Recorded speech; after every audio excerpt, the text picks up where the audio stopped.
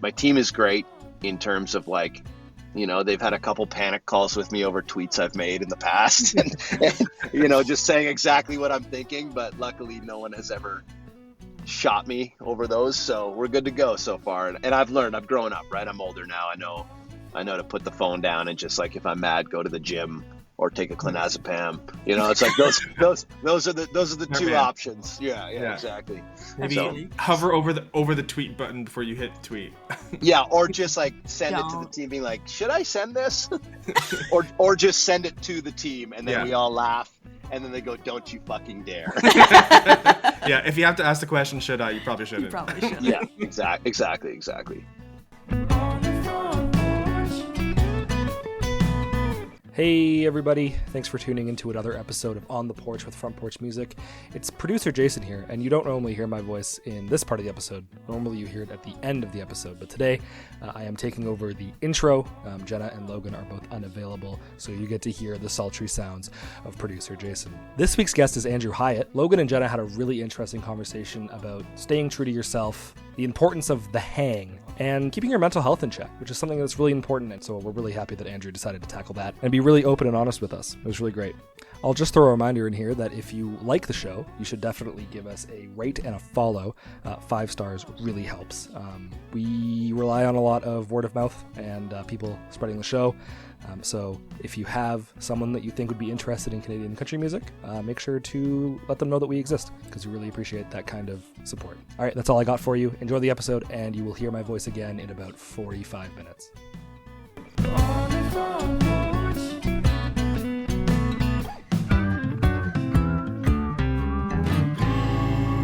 We are sitting with Andrew Hyatt, Big Flex 2022 rising star at the CCMAs. We'll rerun that tape later because that was my favorite. She mentions your acceptance speech maybe once every 2 weeks. Yeah, it's probably like it's the crown jewel of my achievements for sure. Literally. It's the acceptance speech. Yeah, that's it for me for sure. I watched you walk down the stage after that, and you're like, what did I say? Yeah. I just remember making the joke and then sort of like apologetically looking at Amy, the president of the CCMAs, like as I made it, I'm like, are you gonna kill me? And she just kind of like laughed at me and like kind of like gave me like I was like, all right, we're good to go. This is all good. So that was iconic. Well, thanks for joining us. You are coming to us live from the car. Thanks for pulling over. Thanks for finding headphones. Yeah, no problem. Living that road dog life right now. Yeah, it sounds like there's like a monsoon happening outside your car. It's raining fairly heavy right now. Which is weird because you're probably like 25 minutes away from us and there's no rain here at the moment. Yeah, and had I have known that this is where I was going to be, I just would have come right to you guys. Made it even easier. That would have been so fun. That would have been way easier, but that's okay. Here we are. Well, thanks. Like I said, thanks for joining us. We have some things we're excited to chat with you about. You're currently technically on your way down to Nashville. You just got a place down there. So what's the journey? How's it going? Give us an update. Give us a life update. Well, it's chaos as always is what it feels like. I'm just kind of in the middle of a move, which if you've ever moved, you know that that's always fun, and just kind of hitting a little bit of a restart on life and where home base is going to be, and been writing a lot. So I'm going up north today. I'm going to grab a couple things, and then I'm back in Toronto Monday and Tuesday tracking. We're working on an acoustic, kind of like a stripped down record. I've been doing these like side A, side B sort of things for years. And I kind of hit pause for about a year and a half on the B side stuff. So that's sort of like a little more Americana. So I'm just going to start tracking that Monday and Tuesday in Toronto. And then I got to go back up one more time and pack up a couple more things, and then I'm just kind of floating for May. I've got a place as of May 1st, but I've got so many things in Canada in May, and then a few like festivals that I'm going. For high school me, I'm going to see Blink and Paramore and Jimmy Eat World and like a bunch of other bands. I'm going to see them in Atlantic City. So there's just like a crazy, and it's Walleye opener as well in Ontario. So I've got all these things in May plus shows that I'm just like, I'm not moving just yet because I want to do all these Fair. things, and then I'll move in June, and I then ho- obviously music is still in there as well. So I hope your car is comfy because it sounds like you're going to be in it a lot. yeah, it's pretty good, man. I just because I'm gonna be driving so much, like 3 days ago, I got a different car, a new car, only because prior to this I was driving like a lifted and leveled Sprinter, so it was just this beast of like a Mercedes 15 passenger, just jacked right up, and Really I'm easy like, on gas, I'm sure. oh yeah, like Toronto to Sudbury, I think is like $230 each way, and I'm like, yeah, I don't want to be doing this anymore, May especially as if well I'm driving.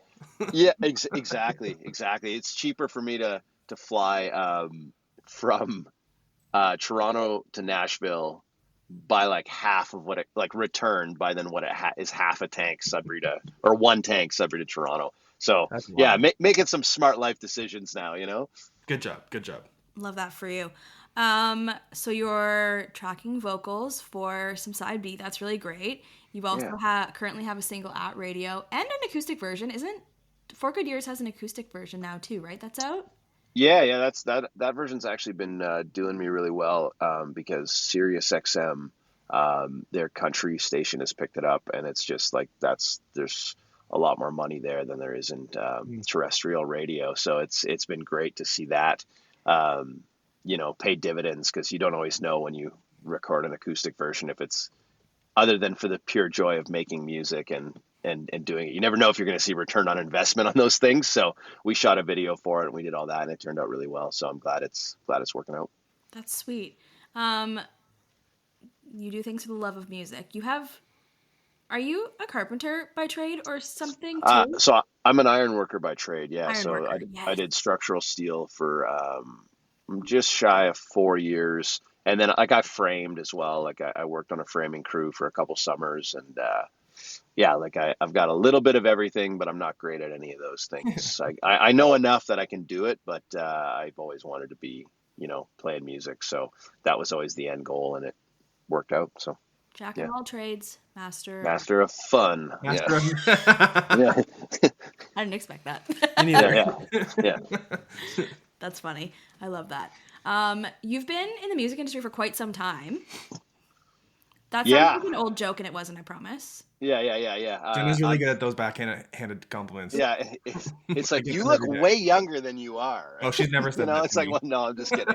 Um, yeah. I feel like I don't know. I feel a little older every day, I guess. I don't know. I was talking with a friend last night who I haven't seen or talked to in ages, and she was like, "Do you remember when we used to go to like when we lived in Toronto, and we would go to all these open mic nights, and we would chase these open mic nights all around Toronto just so we could try and play songs and just network."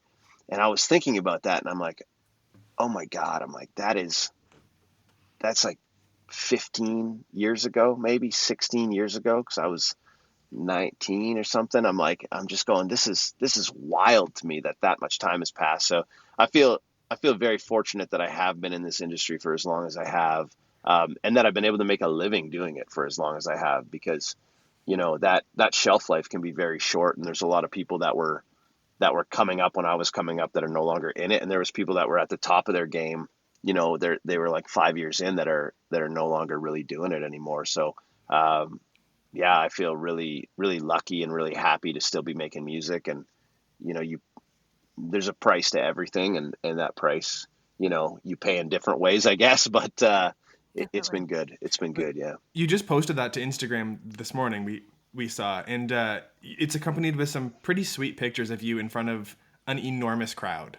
Yeah, I think that was a 5,000 person show in Windsor on Friday, which is between 4 and 5, but I think it's 5,000 cap room, and it was slammed. So it was good, man. It was good to be back. What's No that? doubt. What's that feeling walking out onto a stage and knowing that it's jammed like that?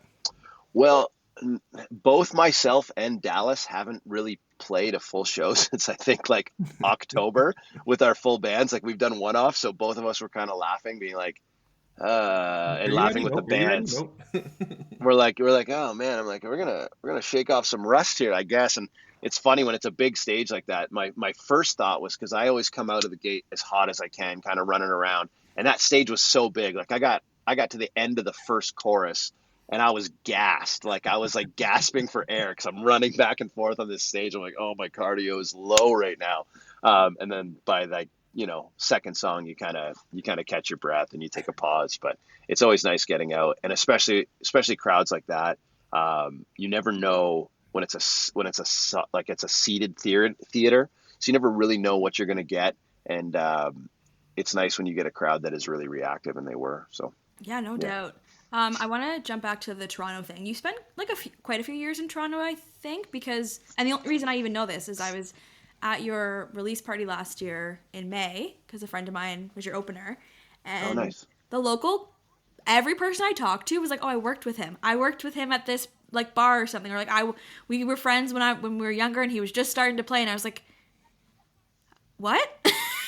Yeah. So I lived in Toronto. I think collectively I've lived there on and off for probably 5 years. Okay. I think right out of the high school I moved down, and I took whatever money I had and moved down and lived in a shitty basement apartment and tried to make a go of music, and was working at a Moxie's at where was it, like 401 and I want to say Yonge and 401, just north of Yonge and 401. So I worked there for a bit bartending, and then I was working in a stock room at Coach on Bloor Street, like basically like wrapping and selling purses for a while, as well as, playing shows and trying to write and trying to make a go of it. And then I went home kind of tail tucked between my legs after about a year or 2 years, just, dirt poor and just kind of defeated. Tired. And I went, yeah, really run down. And then I went back to a trade, and I did 3 years, 3.5 and a bit in a trade. And then I was like, okay, I'm gonna take another run at this. So I moved back to Toronto. And kind of made a go of it and did what I could. And then that the floor kind of fell out on me again when that happened. And then I went back for like 6 months in a trade. And then I was like, okay, I'm going to go to school to be a police officer. And then I'm like, okay, so from here, what I'm going to do is I'm going to go, I guess, be a cop so that I can, work and still accumulate like weeks off, and then basically like pay for records and then tour them on my weeks off. Like that, it was like, whatever I can do to like make money and play music, that's what I'm going to do. And then I got signed to a deal, like in my first year of Police Foundations. I took out a student loan, and then I was like, oh, I don't actually need all of this money, so I made myself a record instead. and with thank you OSAP. The Ontario government lent me money for my first record. So I did that. Places you can get that money, right? I know. And then it worked out. So I don't know. And now I'm on my second deal years later, and I don't know how many records deep we are, but it feels like I'm old and everything hurts is how it feels. Where does Same. Where does Dallas come into the mix for you? Because he's a huge mentor and friend for you. Dal comes in. So I was in the kind of on the tail end of my first record deal. I didn't know it was the tail end of it at that point in time. But I was in a deal, and we had, I think On Me had just gone to radio, or had just gone top 10, and Dallas's longtime friends and publicists at Red Umbrella, they had taken me on as a client, and I was looking for management, and Dallas was just starting to kind of dive into the management world. So he had myself and this guy Sean Austin. Never heard of him. Yeah. So yeah. Good old Sean, who's like a brother. So it's kind of funny. So Dal comes onto the scene. We try to renegotiate a contract because there was some things in there that just would have put me in a position where I probably wouldn't still be doing music if I wouldn't have got out of that contract.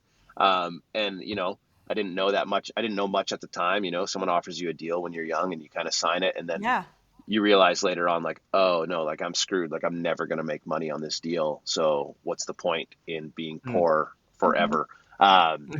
So got me out of that deal. And then I signed with the label Dallas was on at the time, 604 Records, and they've been great to me. Jonathan Simkin is an absolute legend in the industry, and he's responsible for the Nickelback stuff back in the day. He was their lawyer, and like kind of he's just great, and the Default stuff, and then he's gone to bat for many bands. Like I think he had Theory of a Dead Man on the label for like 15 years, like up until their biggest American record, and then those guys were able to renegotiate with a larger label and get kind of the end of term payout, which is amazing. And Carly Rae Jepsen, Marianas Trench, there's just been so many great bands that have come through 604. So yeah, definitely. Real heavy hitters.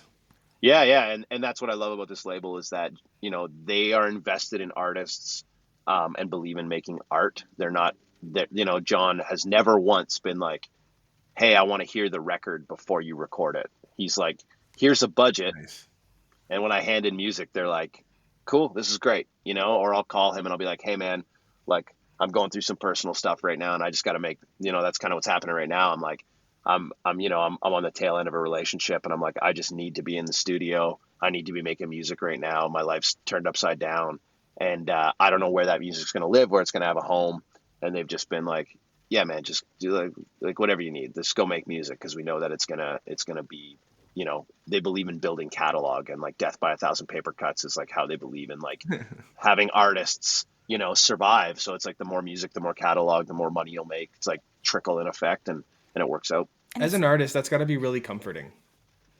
Yeah, it's nice. Like I don't feel like I'm walking around like trying to walk downstairs with a noose around my neck. You know what I mean? It's like you never know when you're gonna run out of time. Like when you're gonna hang yourself. Basically, it feels like with this label and with this team, it's just like, I'll get to make music for as long as I want to make music. Hopefully, and that's great. Such an interesting take too, because I think longevity is something that perhaps is prioritized, and having a long career and not necessarily climbing to the top as soon as possible. It's like building something really good first.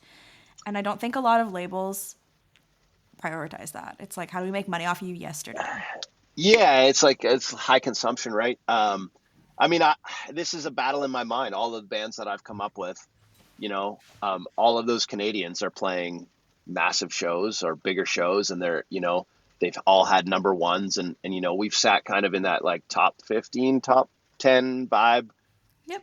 year after year after year. But also, like I'm never chasing like the trend of what's, not that I'm saying those guys are, they're doing what they're doing, but like I don't have a label like, I don't know, hounding me or like spending irresponsibly. And I've had conversations with a couple majors who have kind of said, hey, where are you at in your deal, and yada yada. And at the end of the day, I've always kind of just been like, well, I feel pretty loyal at the moment to people that are loyal to me and people that have gone to bat for me. And when this contract's up, then yeah, like let's have conversations with whoever and whatever makes the most sense. But at the end of the day, I want to make music pretty much until I die, if possible, Lord willing. And if I can do that and not have a massive recoup and not have this giant number that, you get 5 years in and a label looks at you and they go,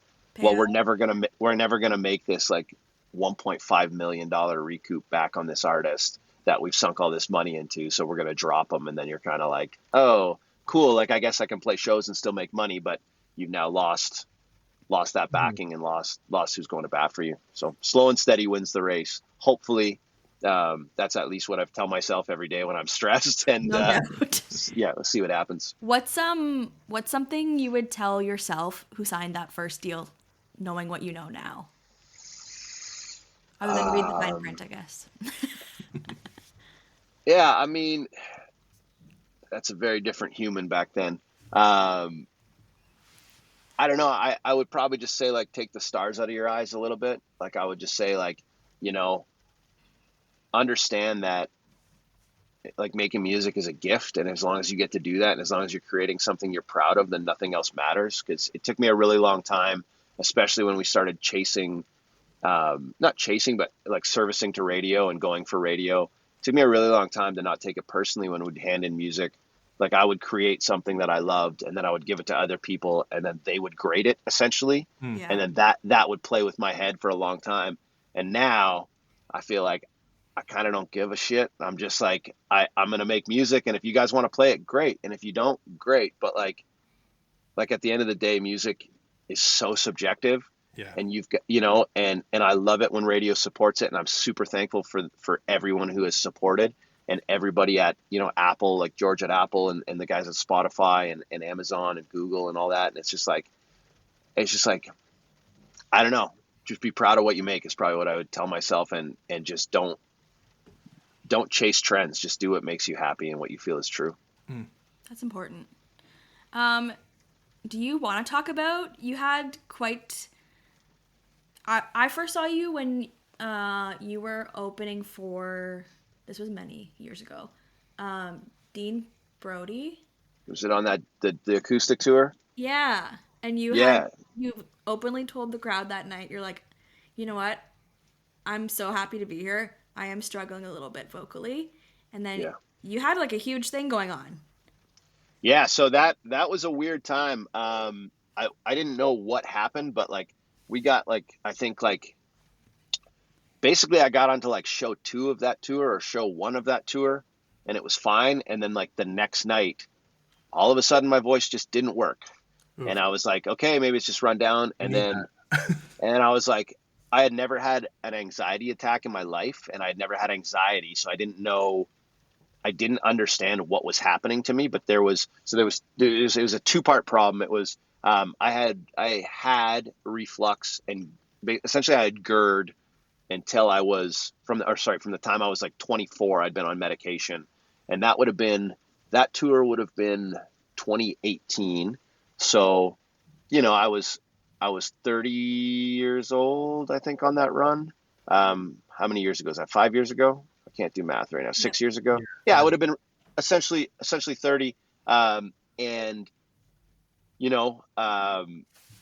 So there was 2 parts to that where my vocal cords were so swollen every morning when I woke up from just the reflux issues. Basically it's not the acid itself, but it's like the particulate from the acid and like is landing on your vocal cords. So finally, when I figured out what was happening, I was able to go in and get a surgery for it. But yeah, that whole run, that was a terrible 2 years for me, because singing has been like breathing for me since I was 4 years old. Like I was writing songs before I knew how to speak, like just singing and making up melodies and playing like little melodies on piano. And then all of a sudden I got on stage and I had to really think about it. So I spent 2 years rebuilding my voice, with a coach out of Nashville named Chanel Guyton, who Dallas had put me in contact with. And I literally could not sing. Like it was like, I would sing 3 words. It would be like, you're my, and that's what I would get. And then I would fight through that. And then, and then we were kind of on the rise at that point in time. So we did that Dean run, and I just basically was like, I'm going to tell stories in front of every song. I'm going to connect as much as I can with this audience. And then I'm going to like sing my way the best I can through it. And, I've never sold more merch than I have in my entire life than I did on that tour. So I'm like, okay, we did not completely tank, but then I went out with, we went out with Tim Hicks, immediately after that.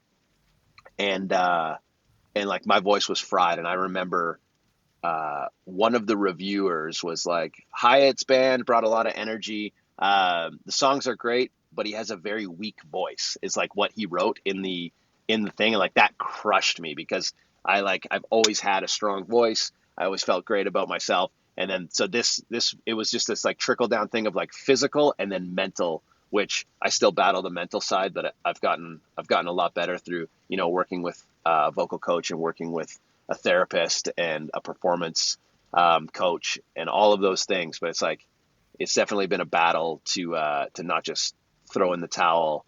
And, I don't know, that whole experience, I don't wish that on anybody. And in fact, now I feel like in Canada anyway, when people go through stuff, like when someone knows another artist that's like struggling with vocal things, like they give them my phone number and I get the phone call and they're like, okay, what's happening? What do we do? And I'm like, okay, this is the person you need to go talk to. This is the doctor you need to go see. You need to, and kind of go like, well, we have to wait 3 months. I'm like, no, you go see Dr. Jennifer Anderson in Toronto. You pay the after hours fee. It's like 200. I don't know what it is now. I'm like $200-300. I'm like, go in, get the scope, get this done. This is, like set you on the right path. And I've had so many people, or just even like combing through my emails being like, okay, I have this mental thing that you should like just listen to and like go through. So you're in like a good headspace. Don't get in your head. I don't know. It was just a disaster of 2 years. It played a toll on my body, my mind, my relationships. I can't even imagine having to try to live with me for those 2 years just because I was like, I couldn't even put pants on. I was so depressed. So Not to drag you deep further, but hit me with it. You're a musician, you're an artist, and you lose your voice. What's the identity crisis moment? When does that like hit you and you're like, what if I can't do this again? Yeah, that is the question that I had to ask myself every day. And having come from a trades background and knowing how much I love music and didn't love doing that, and not having really any education outside of, my trade, I was kind of like, well, I guess this is it for me. Like, I guess I'm going back to like the steel for 25 years and just, I guess if I have to do it, I will. Right. And that was a pretty dark place that I went to. And then, yeah, I don't know. It's it wasn't a good mental space to be living in. And that crisis of identity happens. It happened to me again in COVID, right? I think it happened to a lot of artists in COVID where all of a sudden what we do is just like removed and told that it's non-essential. And you kind of go, okay, well, what now? Like, Feels pretty essential to me. yeah. It's like, who am I? Yeah, exactly. Or like the highest consumption rates of all time for music and podcasts is during that, but yet we're not allowed to do it. I'm like, oh, okay.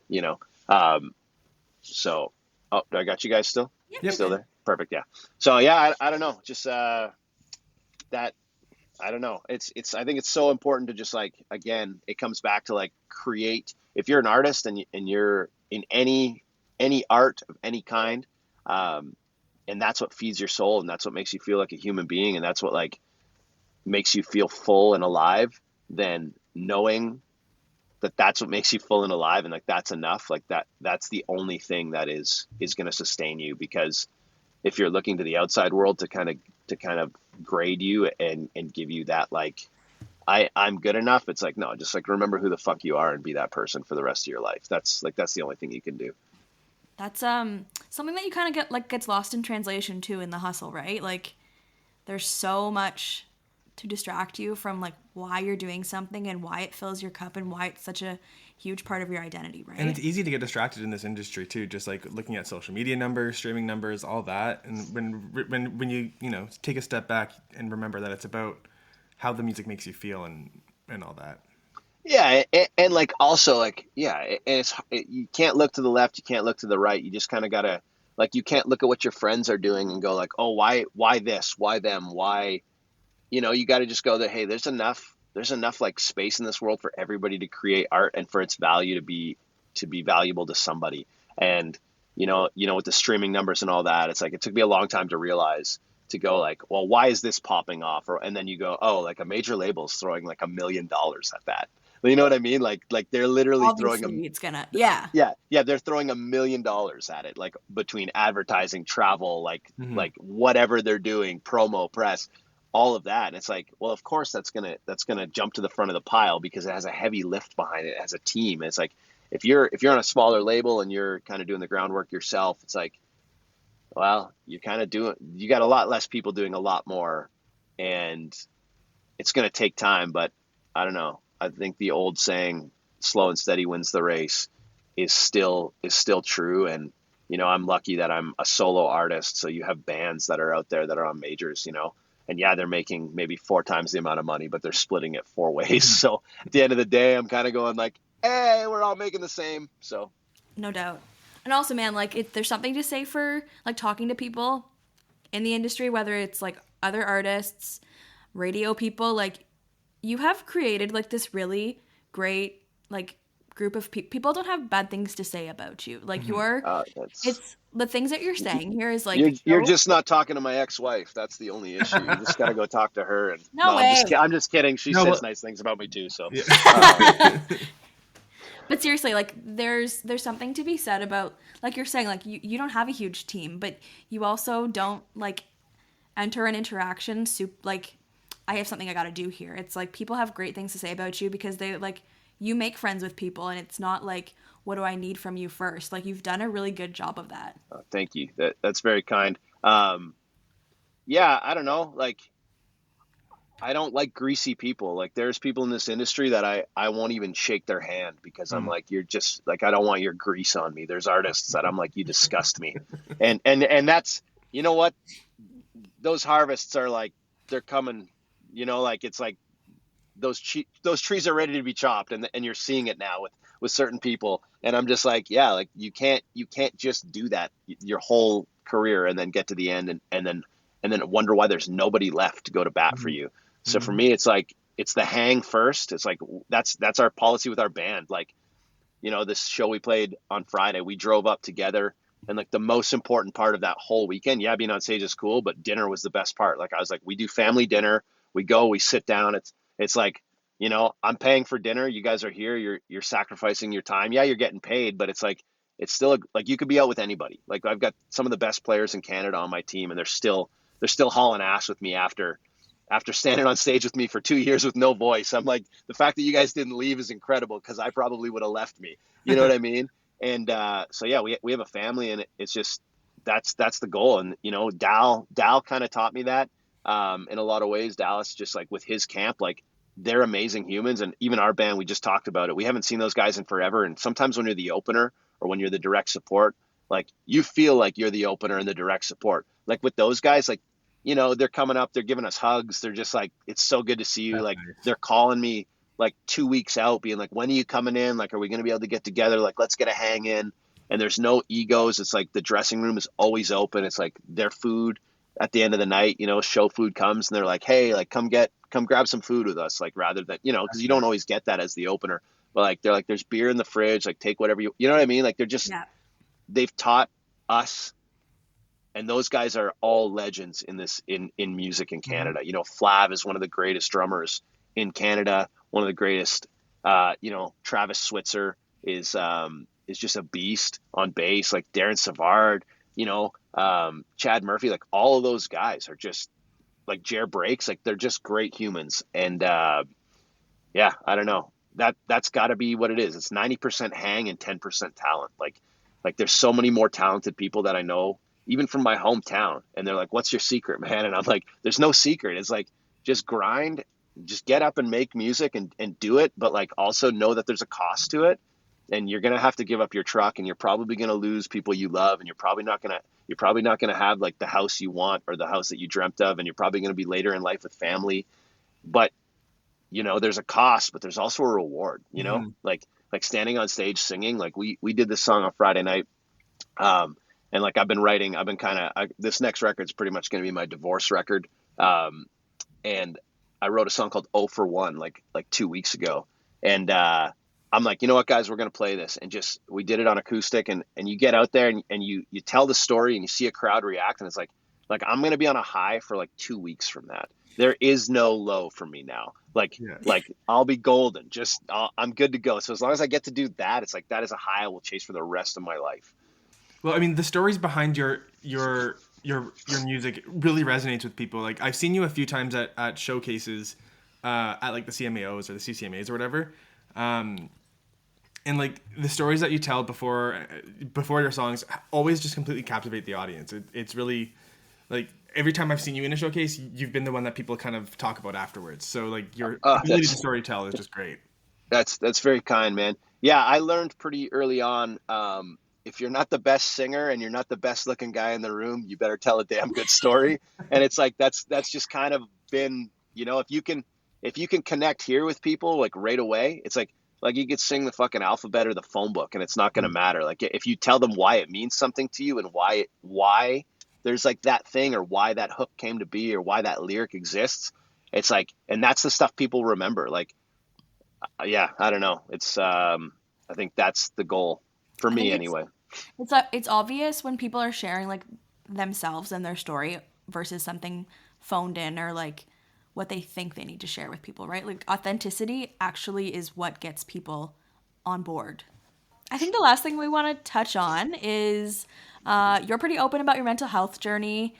What are one like choosing a career in performing and what people do in this industry is like super vulnerable and really hard on the mental health. So, do you want to walk us through like a little bit of how you've evolved your mental health journey as you've been in music, as you've experienced things, and some of those things that you do when you know like I need to step away or I need a minute or I need to take care of myself better?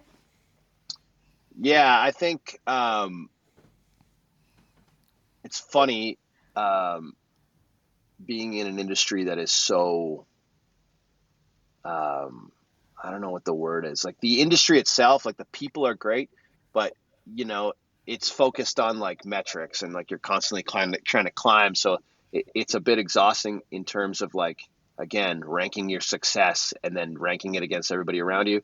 So for me, I think the biggest thing for me was understanding um, kind of what puts me in the lowest points that I get in. And so for me, it's like just being aware, being like, oh, I drank last night. So today things are gonna feel um, probably a lot bigger and a lot more serious than or like final than they actually are.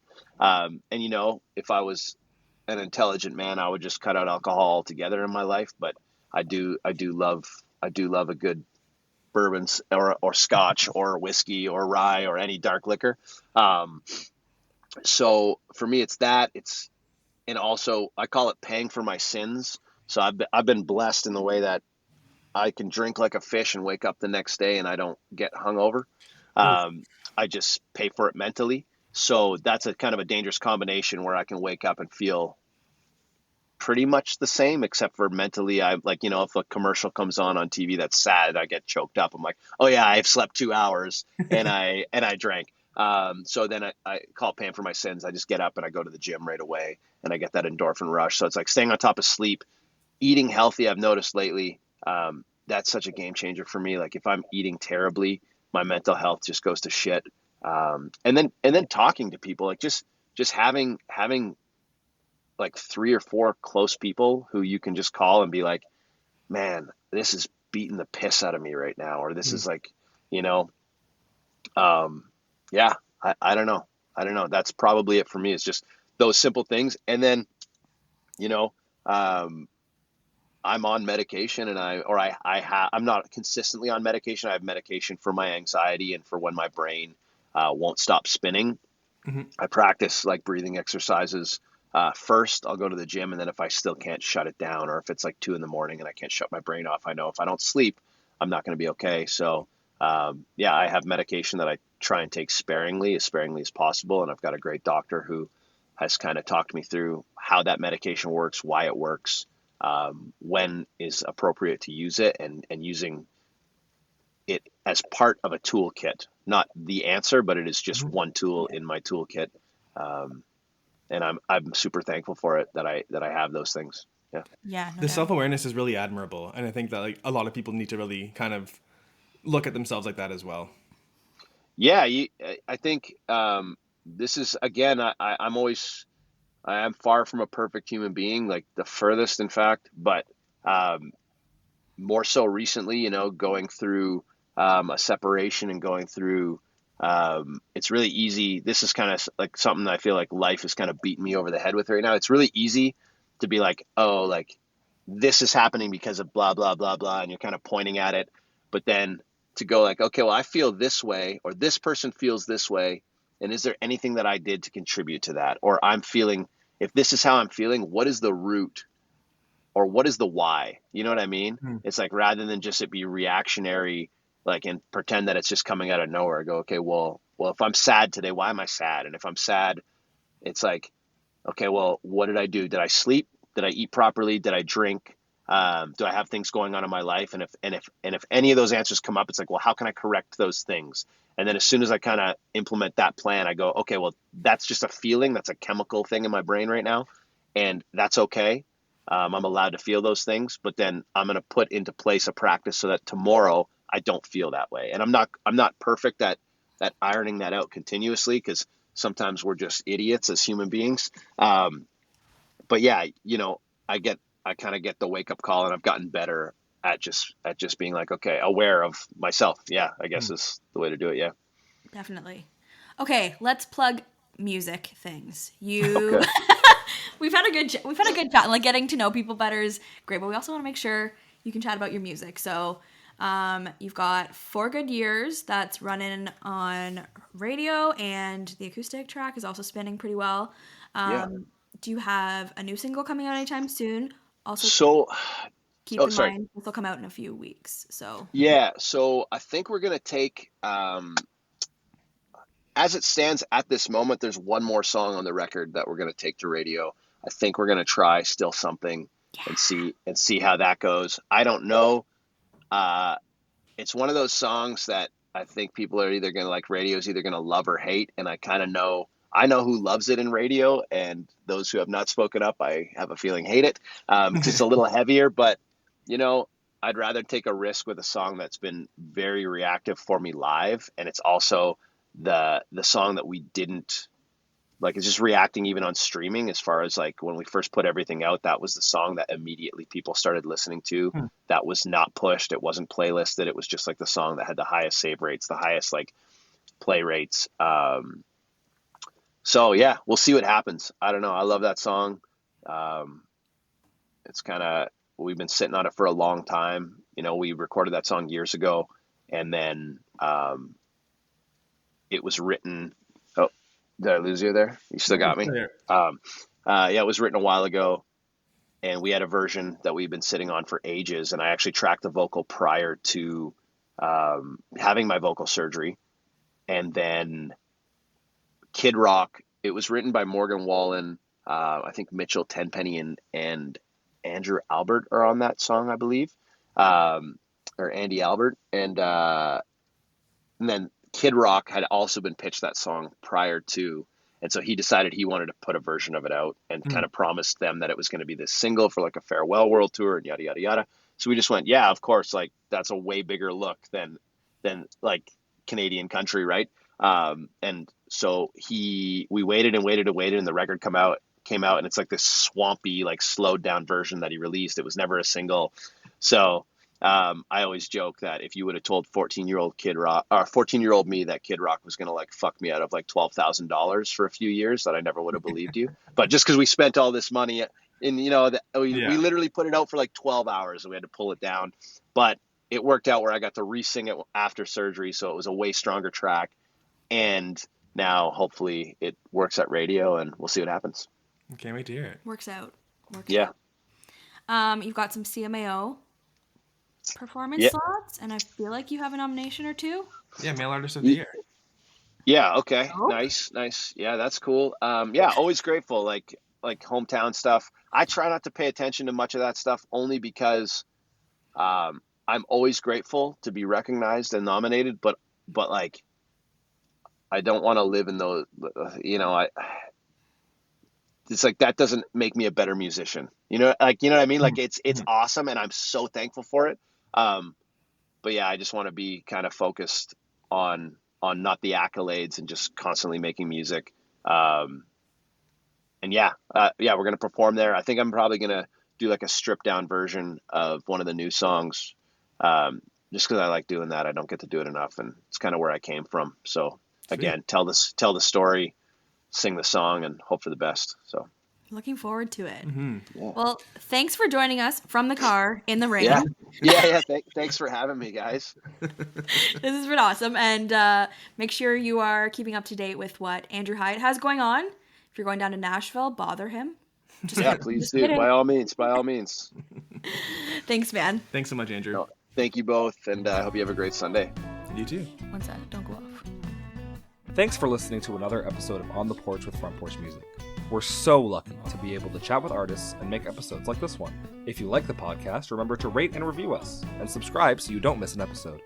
It's the easiest way to support the show. Remember to check out frontporchmusic.ca to keep up with new music releases, exclusive artist interviews, and more. We'll catch you again on The Porch in a couple of weeks. On The Porch is hosted by Logan Miller and Jenna Weiser, and produced and edited by Jason Saunders. That's me. Our theme song was written, produced, and performed by Owen Wrigley.